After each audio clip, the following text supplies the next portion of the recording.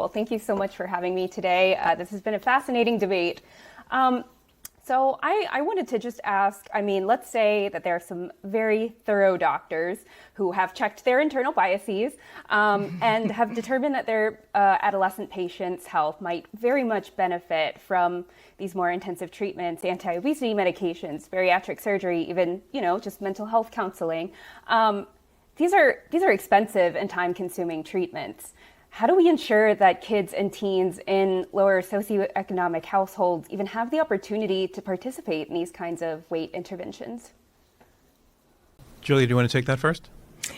Sure. This is like a crazy evolving landscape. Yes, these medications are very expensive. And I practice in California. And in this kind of beautiful twist of irony, I'm able to access important treatments for kids and offer them. And I have fewer insurance barriers on kids who are on our health plan, who have poverty and who qualify for health plans. So it's just one of those strange but wonderful opportunities that I have. And it's interesting that the harder times I have when I want to advocate for a child to receive treatment because they have severe disease, they have complications, when my clinical judgment and working with the family, I will say this is always shared decision making, that the benefits of treatment along with the risks of treatment outweigh the risks of not treating and the benefits of not treating. So we're always doing this very, very careful weighing. The money is a really, really big issue. It will change when some of these medications come off patent, when they're more available. We could talk a lot about the pharmaceutical companies and the price gouging, and it's a really huge problem. That's a whole other conversation that should be had. What is going on? Why are these treatments not universally available? Let's use that point to let Jana jump in if you'd like to on the same question, Jana. Yeah, I'm glad you brought this up as an equity issue because I think it is an equity issue across the board. The drivers, sure, as this guideline, and I think we agree on this actually, the drivers of obesity are of obesity as a number and also of the correlating diabetes and heart disease are, in fact, structural inequities in our society.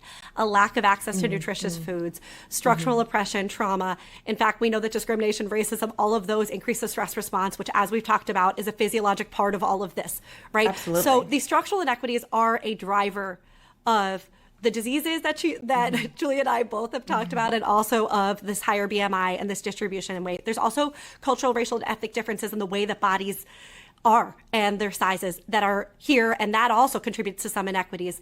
I want to note that earlier on, I was not implying that anyone individually in any of these doctors' offices is individually inherently racist. It's that the structures of BMI itself is an inherently racist measure. It's embedded in there.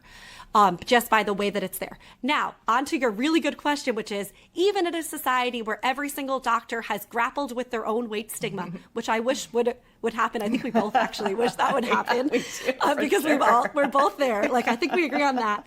We're talking about the three interventions that we're talking about are intensive behavior and lifestyle treatment. That was one that was recommended by the AAP, which requires, of note, 26 plus hours of face-to-face time over the course of 3 to 12 months, which, as somebody who works primarily in a predominantly almost all public insurance or uninsured practice and also works with youth experiencing homelessness,